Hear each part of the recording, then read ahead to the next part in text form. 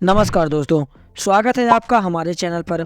आज हम जानेंगे भारत की लोकतांत्रिक प्रणाली के 4 महत्वपूर्ण अंगों के बारे में, जिसमें लोकसभा, राज्यसभा, विधानसभा और विधान परिषद आती हैं। इन चारों संस्थाओं का क्या महत्व है, ये कैसे काम करते हैं और इनमें क्या अंतर होता है, ये सभी बातें आज हम विस्तार से जानेंगे। तो चलिए वीडियो को स्टार्ट करते हैं। तो सबसे पहले बात करते हैं लोकसभा की। लोकसभा, जिसे हाउस ऑफ द पीपल भी कहते हैं, यह भारतीय संसद का निचला सदन होता है।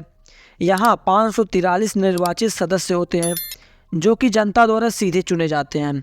यह लोकसभा संसद या फिर एमपी कहलाते हैं। लोकसभा पूरे देश में केवल एक होती है। लोकसभा का कार्यकाल 5 साल का होता है, जहाँ सरकार का गठन होता है और प्रधानमंत्री भी यहीं से चुने जाते हैं। खास बात यह है कि सभी वित्तीय विधेयक यानी बजट और बिल सबसे पहले लोकसभा में ही पेश किए जाते हैं। अब बात करते हैं राज्यसभा की, जिसे काउंसिल ऑफ स्टेट भी कहते हैं। राज्यसभा भारतीय संसद का उच्च सदन होता है और यहाँ अधिकतम 250 सदस्य हो सकते हैं। वर्तमान में इसकी संख्या 245 है।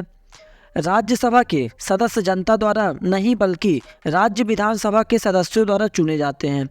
यह राज्यसभा संसद यानी एमपी कहलाते हैं। राज्यसभा भी पूरे देश में केवल एक होती है।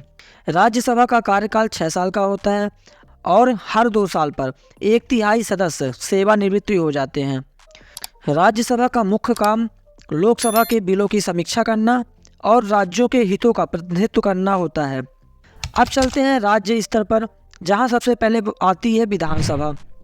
यह राज्य के विधानमंडल का निचला सदन होता है। विधानसभा के सदस्य भी जनता द्वारा चुने जाते हैं और इसका कार्यकाल भी 5 साल का होता है। राज्य सरकार का गठन विधानसभा में होता है और यहीं मुख्यमंत्री भी चुने जाते हैं। विधानसभा भी राज्यों में होती है। इसके सदस्य विधायक या फिर एमएलए कहलाते हैं। कुछ राज्यों में विधानमंडल का एक उच्च सदन भी होता है, जिसे विधान परिषद कहा जाता है। यह मुख्य रूप से बिहार, महाराष्ट्र, कर्नाटक, आंध्र प्रदेश, तेलंगाना और उत्तर प्रदेश, इन 6 राज्यों में ही है। विधान परिषद के सदस्य अप्रत्यक्ष रूप से चुने जाते हैं और इनका कार्यकाल 6 साल का होता है। विधान परिषद का काम राज्य की विधायिका में संतुलन बनाए रखना और विधेयकों की समीक्षा करना होता है। तो दोस्तों चलिए अब इन चारों में अंतर को संक्षेप में समझते हैं।